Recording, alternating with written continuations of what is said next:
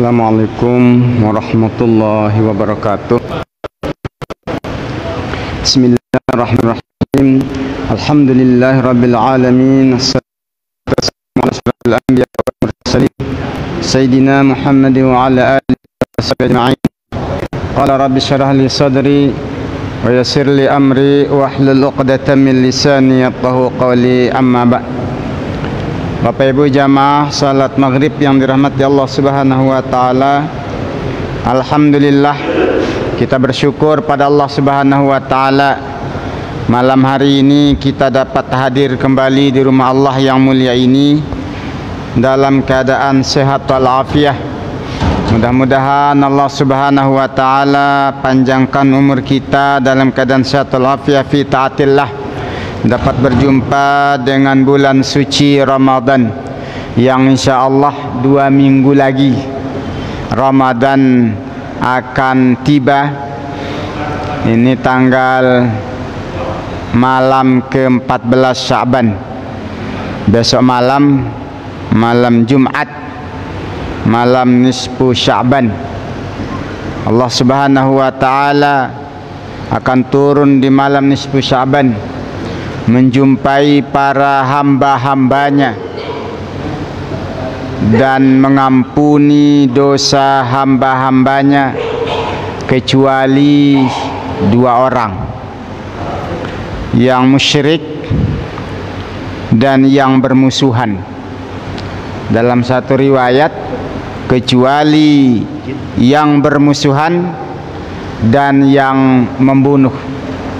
Maka mudah-mudahan hari ini, paling lambat besok harus gencatan senjata. Jangan sampai masih ada yang konslet, yang masih berselisih, ya, yang saling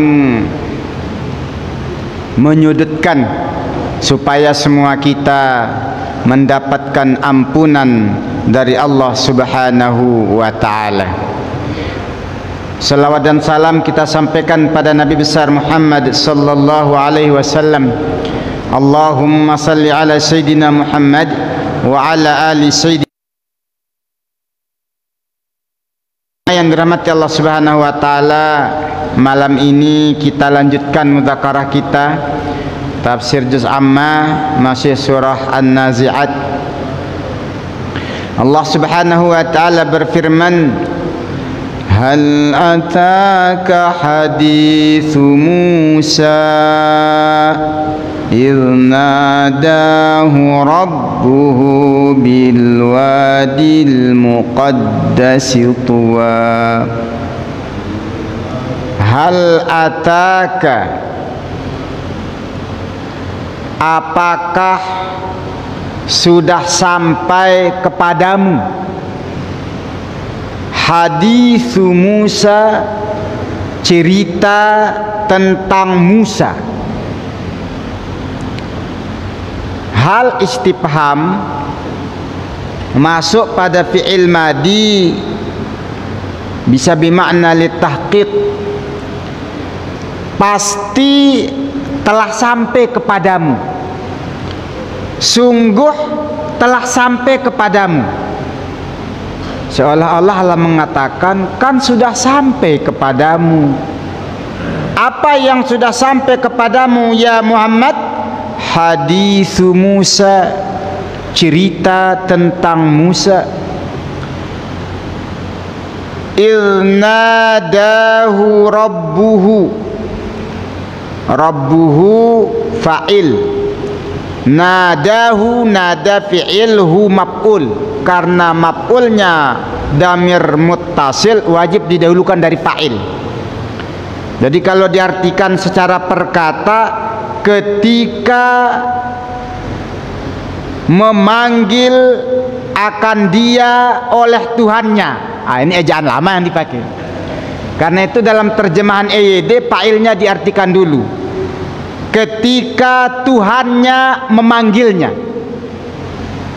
Ketika Allah Subhanahu wa taala memanggil Nabi Musa bil wadi, di sebuah lembah, al muqaddasi, yang disucikan. Muqaddas itu serat isim maf'ul, yang disucikan. Karena sama-sama punya alif lam, dia jadi na'at, diartikan yang. Ketika Tuhannya, yakni Allah Subhanahu wa taala, memanggil Musa di suatu lembah yang disucikan yang bernama Lembah Tua. Pakai ta, bukan pakai t. Ya, kalau di Indonesia pakai t, Sumur Tua. Dulu ya G13 pakai Sumur Tua. Kalau ini Lembah Tua. Mengapa disebut lembah yang disucikan? Biinzalin nubuwati fihi ala Musa, karena turunnya nubuah. Kalau bahasa kita itu stempel pelantikan kenabian Musa itu di situ, di Lembah Tua. Maka tempat itu disucikan oleh Allah Subhanahu wa ta'ala.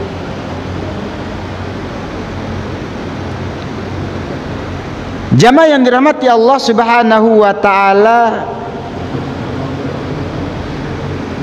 oleh Syekh Syafiur Rahman Al-Mubarakpuri menjelaskan ayat ini turun menjelang turunnya perintah kepada Nabi untuk dakwah secara terang-terangan. Jadi sebelum Nabi diperintah untuk dakwah secara terang-terangan, Allah sampaikan dulu kisah Musa sebagai gambaran kepada Nabi. Nabi akan mengalami hal yang tidak jauh beda dengan Musa, maka dia juga harus bisa bagaimana untuk sabar, tegak teguh pendirian dalam menghadapi segala rintangan dan tantangan dakwah.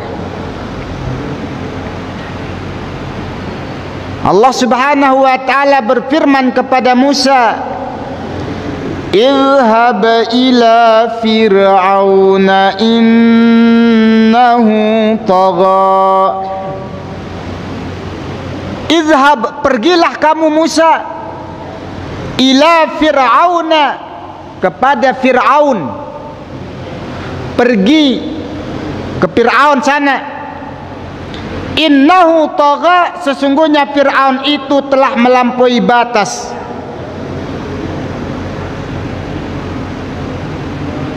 Dia melampaui batas fil kufri, dalam kekufuran. Ini perintah Allah kepada Nabi Musa, menyuruh beliau berdakwah kepada Fir'aun yang melampaui batas kekufurannya itu. Fakul,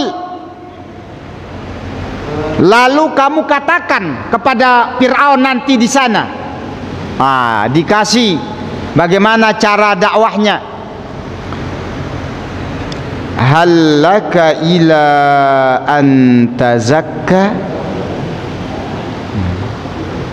wahai Fir'aun, apakah kamu mau atau maukah kamu ila antazakka, untuk mensucikan diri dari kesesatan?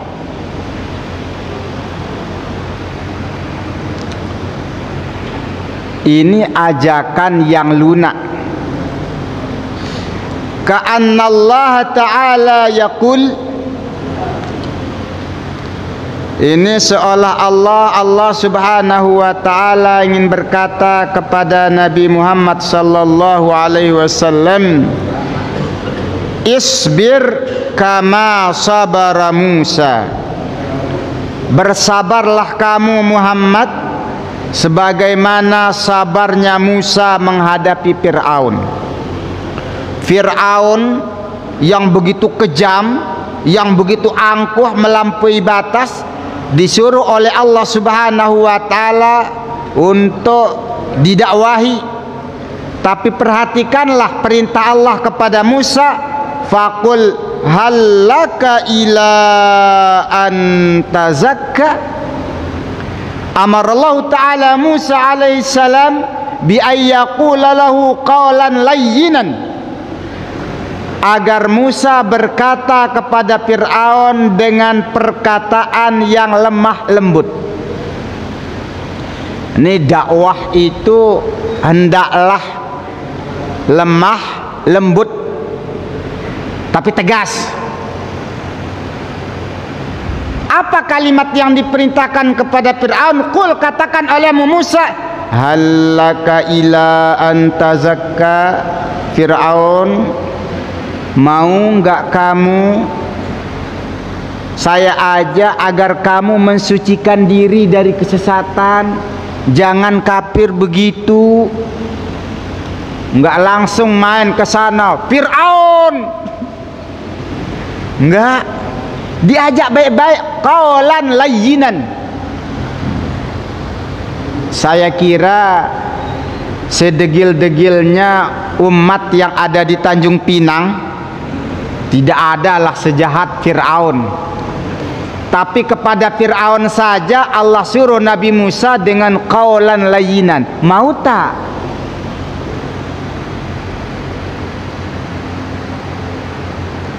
Mau tak kamu mensucikan diri dari kesesatan?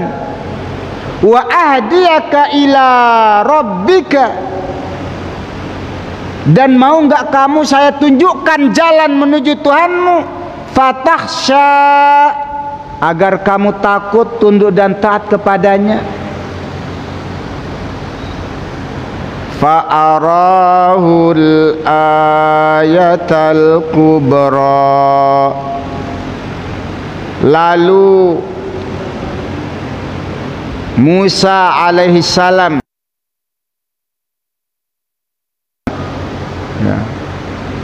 tanda-tanda kebesaran Allah yang diberikan kepadanya. Ayatal kubra, yaitu tanda-tanda kebesaran Allah yang diberikan kepada Musa yang kita kenal dengan mukjizat.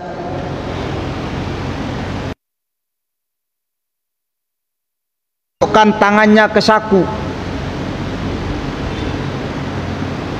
masukkan, begitu dikeluarkan bersinar nih cahaya nih, telapak tangan. Itu mukjizat Nabi Musa. Mengapa Nabi Musa diberi mukjizat seperti itu?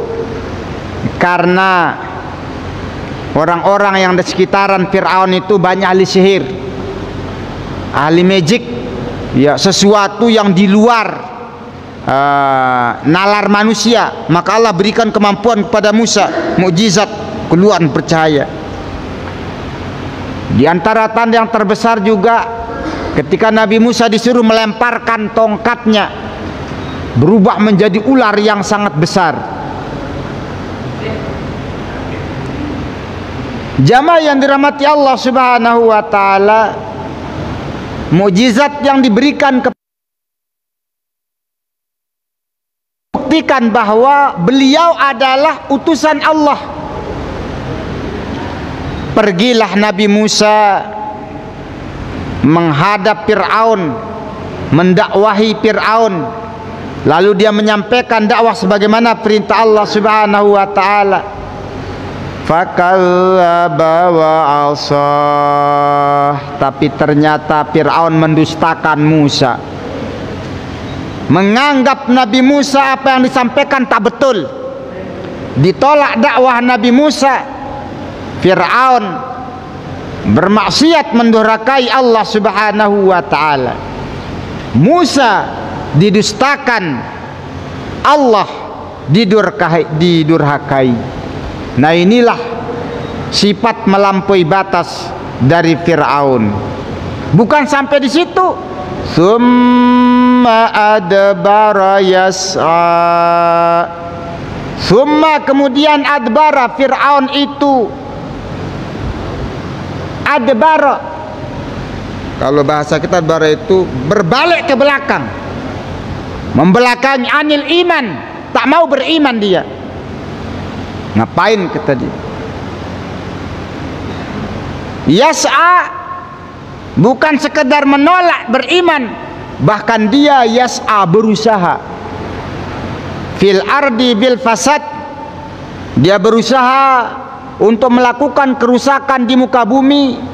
Apa usaha kerusakan yang dilakukan? Kita tahu Fir'aun dikejar-kejar. Ini memang nasib pendakwah. Ya, Fir'aun datang berdakwah, bukan sekedar dakwahnya ditolak, tetapi bahkan ia dikejar, ingin dibunuh oleh tentara Fir'aun. Kaburlah Nabi Musa, dikejar, nggak ketangkap, selamat. Ya, Nabi Muhammad juga begitu, mau disepakati untuk dibunuh, kabur, bahasa kasarnya. Kemana? Ke Madinah, selamat. Enggak mentang-mentang, siapa yang berani? Ini saya utusan Allah, ayo kalau berani. Belum tahu kamu. Enggak, dikejar ya lari, selamatkan diri. Itu ikhtiar.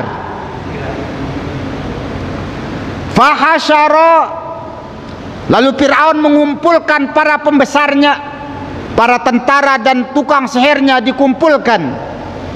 Fanada, lalu Fir'aun berseru, faqala ana rabbukumul a'la, saya adalah Tuhan kalian yang paling tinggi. La rabba fauqi, tidak ada Tuhan yang lebih tinggi dari saya. Maka ketika Fir'aun didakwahi oleh Nabi Musa, apa kata Fir'aun? Kamu ini datang Musa ingin menurunkan derajatku ya? Kamu nyuruh saya jadi hamba Allah, padahal saya sedang jadi Tuhan. Ini menurunkan derajat Tuhan ini, kata dia. Ana rabbukumul a'la, akulah Tuhan yang paling tinggi. Jamaah yang dirahmati Allah Subhanahu wa taala. Lalu Allah Subhanahu wa taala sampaikan, fa akhadahu Allahu nakalal akhirati wal ula. Fa akhadahu Allah ay ahlakahu Allah. Allah Subhanahu wa taala membinasakan Fir'aun. Di mana dia binasa? Nakalal akhirah, di azab di akhirat, wal ula, dan di dunia ditenggelamkan di Laut Merah ketika mengejar Musa. Nah, jamaah yang dirahmati Allah Subhanahu wa taala, ayat ini turun di sini disebutkan tujuannya dua. Satu, peringatan kepada Nabi kita Muhammad sallallahu alaihi wasallam bahwa Muhammad, kamu diperintah untuk berdakwah dan siap-siaplah. Resiko berdakwah itu akan berhadapan dengan pemimpin yang zalim seperti Fir'aun, dengan segala kekuatannya, bala tentaranya, para algojo dan tukang sihirnya, dan kamu nanti akan diincar dan diuber, mau ditangkap, mau dibunuh. Ya begitulah nasibnya. Yang kedua, Allah ingin membesarkan hati Nabi. Kalaupun demikian, kamu jangan bersedih, bersabarlah, karena pada akhirnya kebenaran akan menang. Maka diceritakanlah oleh Allah, Fir'aun yang begitu angkuh mati tenggelam, Musa diselamatkan oleh Allah di Laut Merah. Ini bekal awal Nabi kita Muhammad sallallahu alaihi wasallam berdakwah. Maka ketika Nabi dakwah pertama kali secara terang-terangan, begitu turun perintah dakwah secara terang-terangan, ya, ada dalam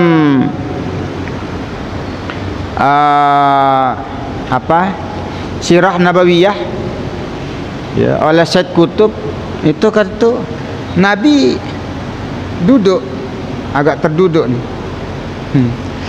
Ya, datang dah perintah ini. Resikonya udah dikasih tahu.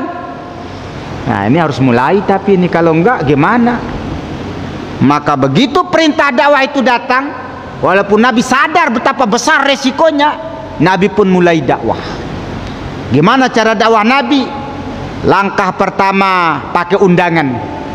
Bukan undangan model kita, ya, undangan pengajian malam Kamis, bukan. Undangan makan malam, itu judulnya.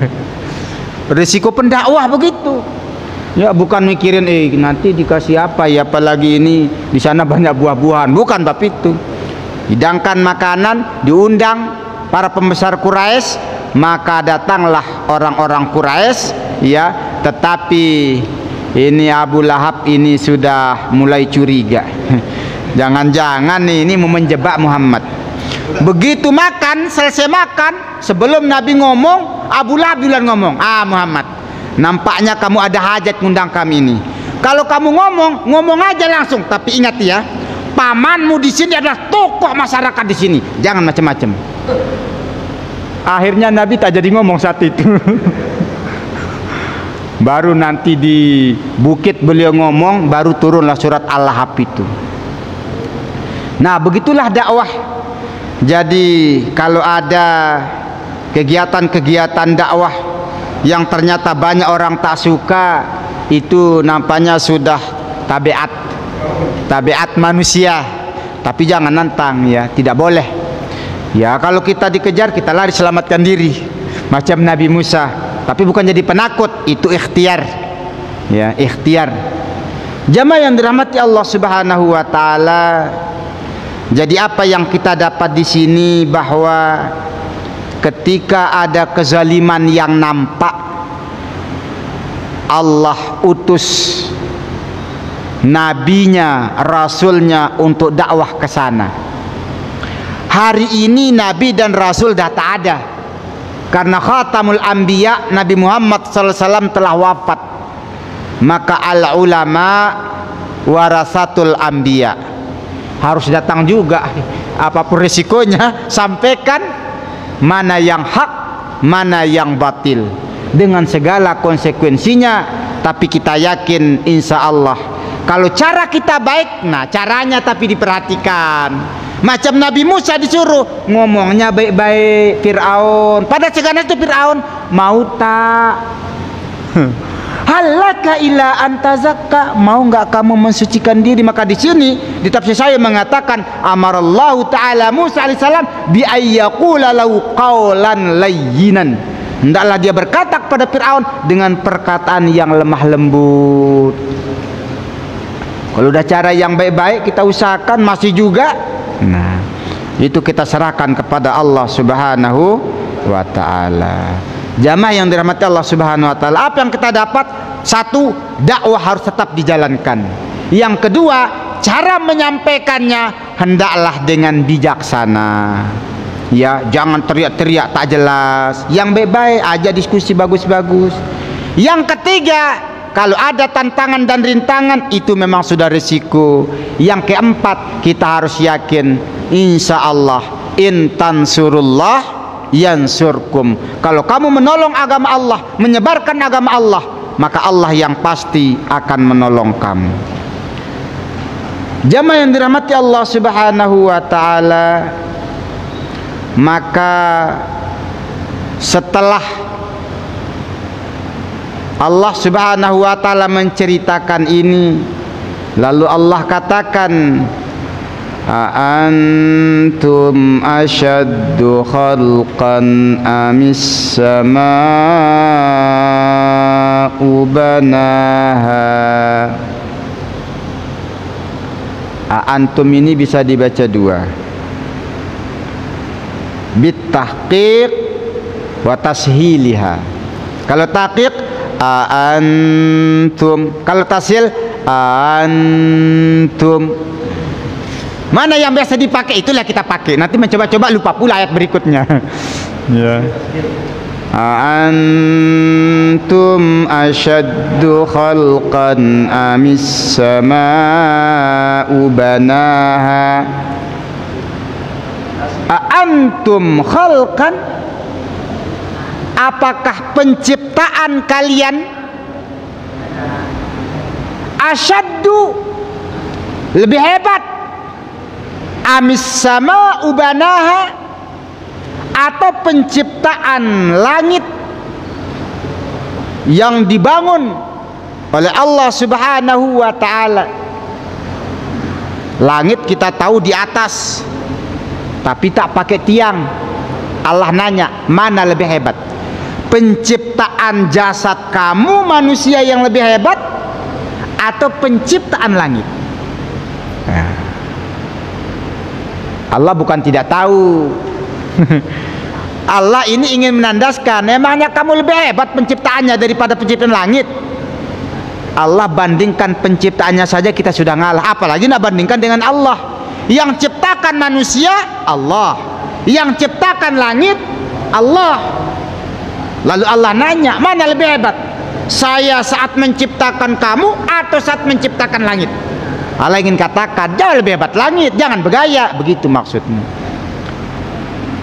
Rafa samkaha, Allah Subhanahu wa ta'ala tinggikan bangunannya langit itu.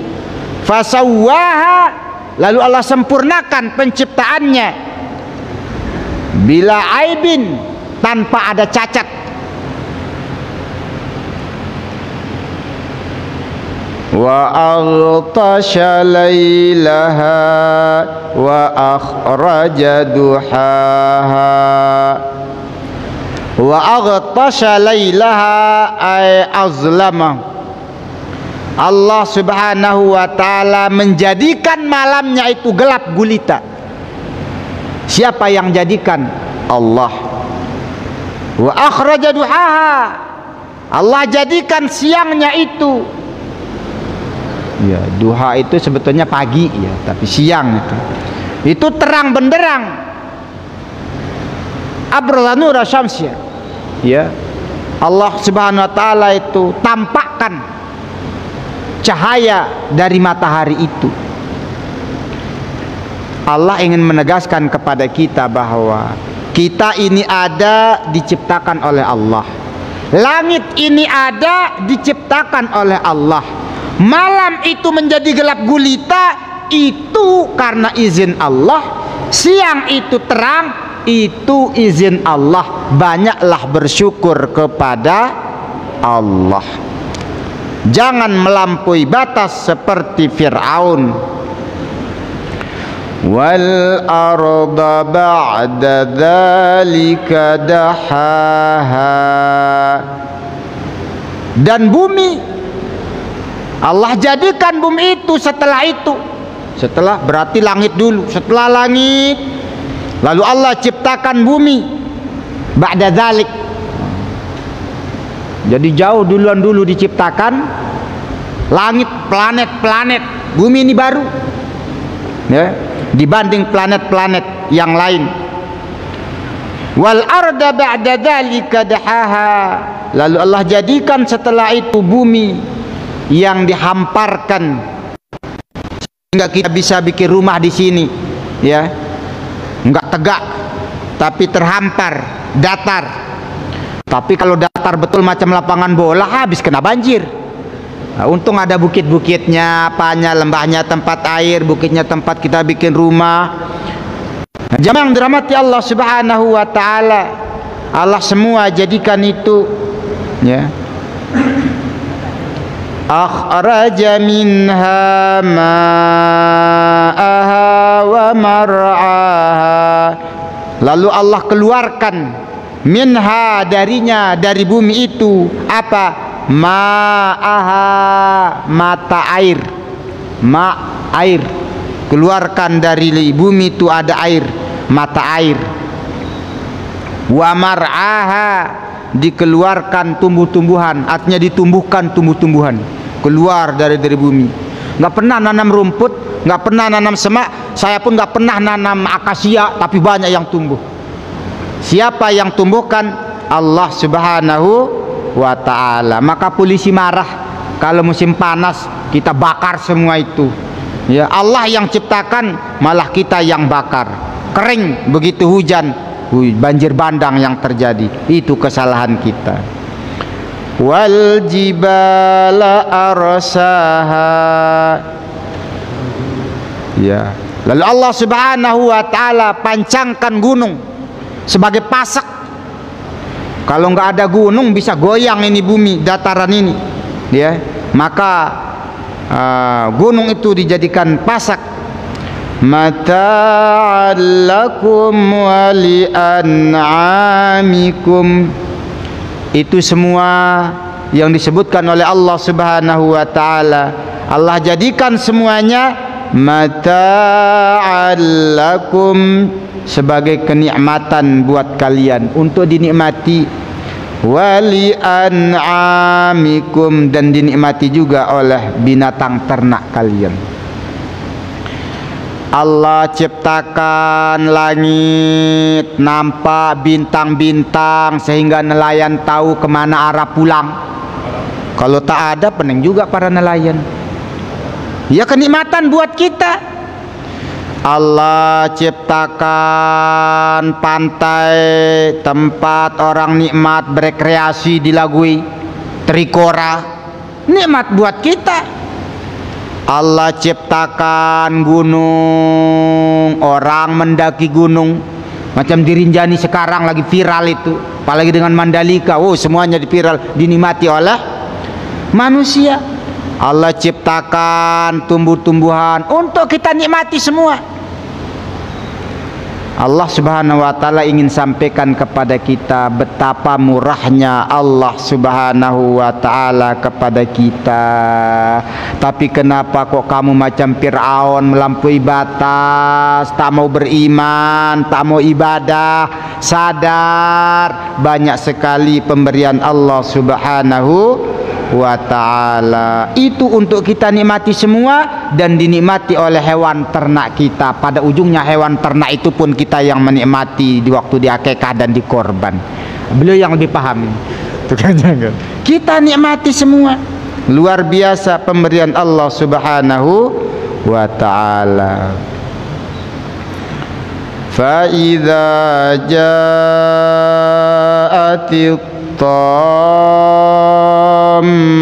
tammatul kubra, maka apabila telah datang, ja'at, telah datang, apa yang datang? At-tammatul kubra, malapetaka, bencana al-kubra yang sangat besar, yaitu hari kiamat.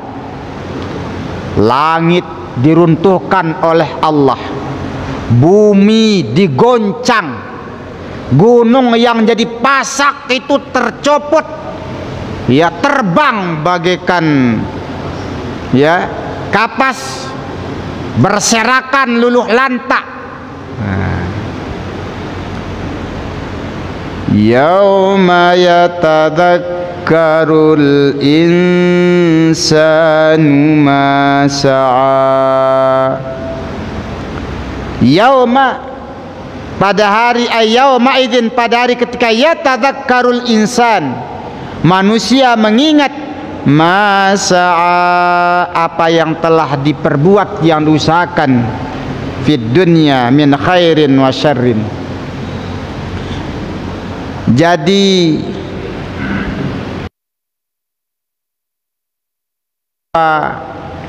bencana yang besar di sini itu bukan saja tiupan pertama ketika hancurnya dunia, tetapi juga bencana yang lebih besar lagi adalah ketika terjadi tiupan sangkakala yang kedua, ketika manusia itu dibangkitkan kembali. Itulah bencana yang terbesar. Kenapa?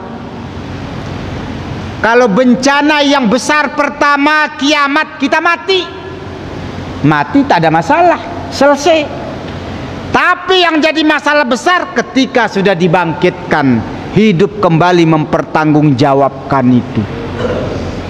Maka orang-orang kafir pun berkata, kuntu turaba, ya Allah, kalau ku tahu begini aku mending jadi debu aja, jadi tanah. nggak usah dibangkit-bangkit lagi, kiamat selesailah urusan. Maka malapetaka terbesar bukan terjadinya kiamat, tetapi ketika bangkit dari kiamat itu, bagi orang yang tidak banyak amalnya apalagi tidak beriman, itulah bencana yang terbesar. Maka sebelum itu terjadi, kita siapkanlah mulai hari ini, apalagi ini dekat bulan suci Ramadan. Mudah-mudahan itu bukan jadi bencana terbesar buat kita, tetapi itu yang kita rindukan, perjumpaan dengan Allah. Karena radhiyallahu anna, Allah meredai kita, radhiyallahu an waradu, radhiyallahu anhum waradu an. Allah reda kepada mereka, mereka reda kepada Allah. Semoga kita masuk di dalamnya, sehingga ketika kita dibangkitkan, kita pun nyaman, tidak ketakutan dan tidak mengatakan itu bencana besar. Jemaah yang dirahmati Allah Subhanahu wa taala, maka pada hari itu kata Allah Subhanahu wa taala, yatadzakkarul insan, manusia pun ingat, semua teringat, terekam dalam memorinya, masa'a, apa yang telah diperbuat saat hidup di dunia, min khairin wa syarrin, baik perbuatan yang baik, taat, maupun perbuatan yang jelek.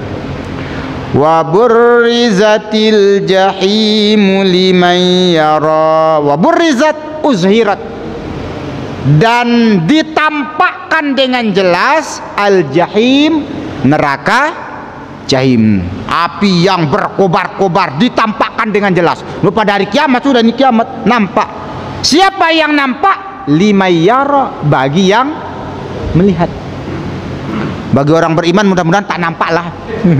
Bagi orang kafir belum masuk, udah rasa dia udah panik, udah pingsan. Kalau bisa pingsan masih mending, nggak ingat dia, ini nggak bisa pingsan pula. Itu jadi masalah. Baru dipertontonkan aja. Ya Allah, siapa dipertontonkan? Ya orang-orang yang akan masuk itu. Fa amma man tagha, maka adapun orang-orang yang tagha, melampaui batas, yang kafir, wa atharal hayatad dunya, dan lebih mengutamakan kehidupan dunia, sibuk cari duit, lupa akan akhirat. Fa innal jahima hiyal ma'wa, maka neraka jahimlah tempatnya. Bukan berarti tak boleh ngurus dunia, tapi mengutamakan dunia. Kalau bab dunia ada saja waktunya. Kenapa? The time is money. Itu bagi dia. Enggak ada itu untuk pahala itu. Asal bergerak, asal melangkah, duit yang diingat. Ketika disuruh impak, makanya tak berani. Nah, orang model itu dikasih tahu oleh Allah, neraka lah tempatnya. Wa amma man khafa maqama rabbih, dan adapun orang-orang yang takut akan makam kebesaran ketinggian Tuhannya, wa nahan nafsa, dan dia menahan hawa nafsu, anil hawa, dia menahan jiwa daripada nafsu syahwat. Fa innal jannata hiyal ma'wa, maka surgalah tempatnya. Tinggal pilih. Kalau takut kepada Allah, menahan hawa nafsu macam di bulan Ramadan, walaupun itu makanannya dibeli sendiri, ditaruh di rumah sendiri, di dalam rumah kita sendiri, tahan. Lagi puasa, jangan macam cerita di Batam, anaknya ngaji TPQ cerita, bapak saya tadi kemarin saya lihat zuhur itu masak Indomie.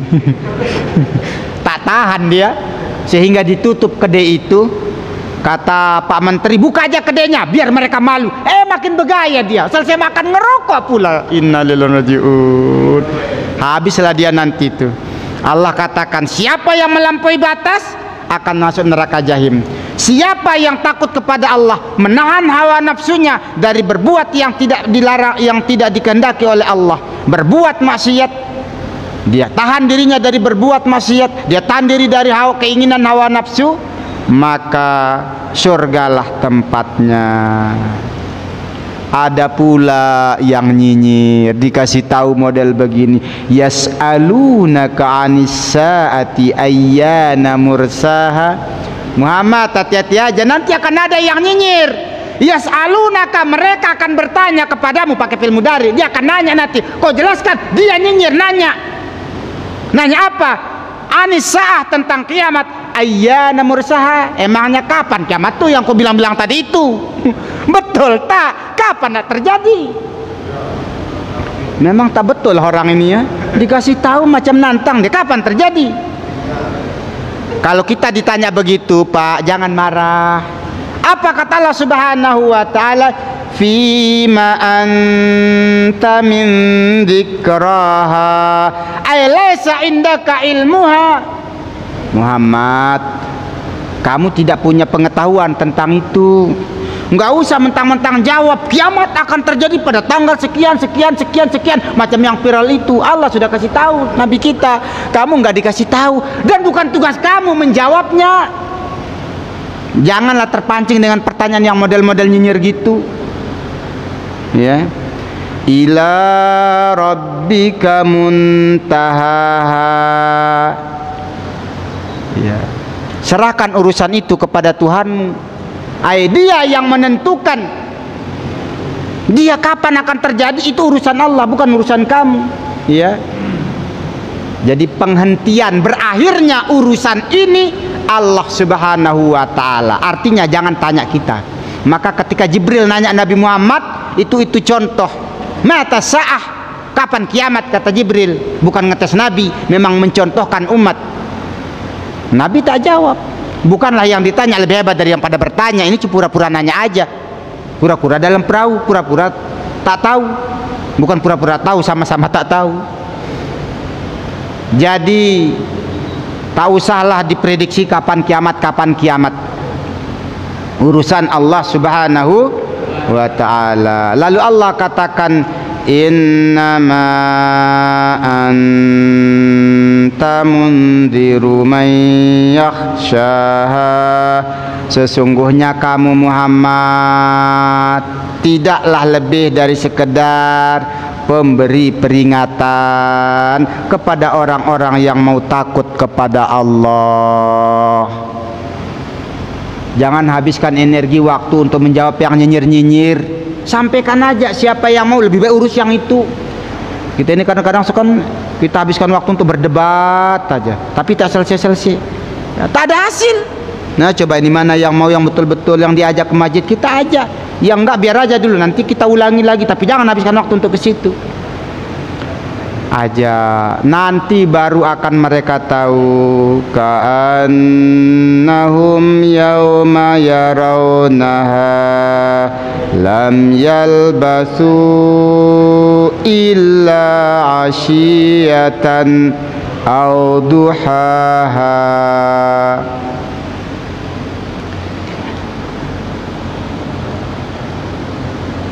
Kita ini hidup di dunia.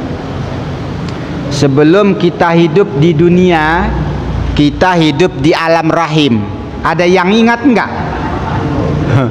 Kita dikasih tahu, kamu tuh dalam kandungan itu lewat 12 bulan baru keluar. Ada terasa tak? Tak ada. Macam enggak pernah dalam rahim. Sebelum di alam rahim, kita hidup di alam ruh. Berapa lama? Berjuta-juta tahun. Ada yang ingat tak? Tak ingat. Maka nanti di akhirat, ka'annahum yalbasu lam yalbasu illa asyatan aw duhaha yauma yarawnaha. Pada hari itu mereka melihat, mereka merasakan. Nanti pada hari kiamat telah dibangkitkan itu, apa merasakan? Ka'annahum lam yalbasu. Jadi yauma yarawna itu disisipkan zarf mazrubnya. Apa yang mereka rasakan pada hari itu? Ka'annahum lam yalbathu, seolah-olah mereka itu tidak pernah tinggal di dunia ini illa asyiyatan, kecuali hanya sore hari, kecuali hanya beberapa jam setelah asar, au duhaha, atau hanya pagi hari, jadi setengah hari. Di akhirat baru terasa umur yang 90, yang 80, yang 70 tahun rasanya kok cuma setengah hari. Nah, masa dijual umur yang setengah hari dengan yang di akhirat nanti yang selama-lamanya, tapi perasaan itu nanti di akhirat. Sekarang nggak terasa, nikmati aja, masih lama, impes, mati. Setelah nanti baru, ternyata setengah hari saya hidup kemarin. Sama dengan perasaan kita ketika di alam rahim, tak terasa, malah semenit pun tak terasa, padahal main bola kata ibunya kemarin. Alam roh berjuta tahun tak terasa, kan udah hidup di dunia. Maka nanti di akhirat kehidupan ini hanya terasa seperti setengah hari saja. Jemaah yang dirahmati Allah Subhanahu wa taala, apa pelajaran yang kita dapat? Jangan sampai jual kehidupan yang lama abadi di akhirat itu hanya dengan kehidupan yang setengah hari di dunia ini. Sangat rugi kita.